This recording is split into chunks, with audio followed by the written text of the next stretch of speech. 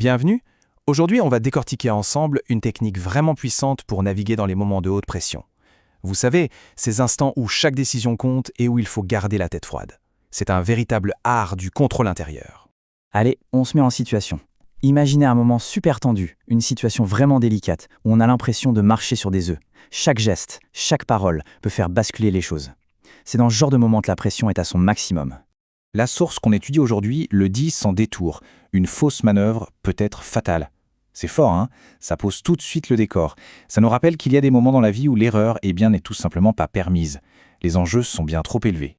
Alors, comment on fait pour gérer ces situations à haut risque? C'est la question centrale. Comment est-ce qu'on peut agir avec justesse quand on sent qu'on est au bord du précipice, que le moindre faux pas peut tout faire dérailler?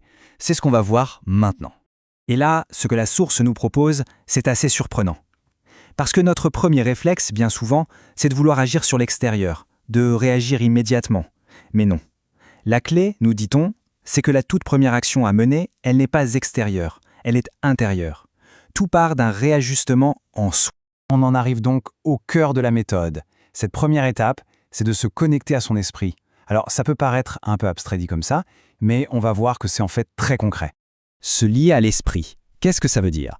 Eh bien, c'est l'acte de placer consciemment tout son être, donc ses pensées, ses émotions et même son corps, sous le contrôle de sa propre conscience. C'est une décision active de dire « Stop, ce n'est plus le chaos qui pilote, c'est moi qui reprends les commandes ». Pour que ce soit plus parlant, la source utilise une image que je trouve géniale. C'est comme un branchement qu'il faut faire. C'est exactement ça. C'est un geste mental, volontaire. On se branche à son centre de contrôle pour que tout fonctionne à nouveau de manière coordonnée. Bon, une fois ce branchement établi, que se passe-t-il? C'est là que ça devient fascinant. Il se produit une sorte de réaction en chaîne, une véritable cascade de contrôle. L'ordre se propage, du plus subtil au plus concret. Regardez cette séquence. C'est d'une logique implacable. Tout part de l'esprit, qui devient le chef d'orchestre des pensées. Ces pensées, une fois maîtrisées, vont à leur tour calmer et diriger les émotions. Et enfin, ces émotions apaisées permettent de contrôler les actions, ce qu'on dit, comment on le dit, nos gestes. Tout s'aligne pour aboutir à l'attitude juste. Mais attention, rétablir cet ordre intérieur, ce n'est pas juste une fin en soi. C'est le moyen d'atteindre un but bien plus grand. Cet alignement, il mène tout droit à la victoire. Voyons un peu les résultats concrets de cette maîtrise de soi. Le tout premier effet, c'est ça. Le chaos mental se dissipe. Tout ce qui était confus, désordonné, ça s'organise, ça s'ordonne. Les pensées deviennent claires, les émotions stables. On passe littéralement du bruit ambiant à une mélodie harmonieuse. Et cette harmonie intérieure débouche sur les récompenses ultimes.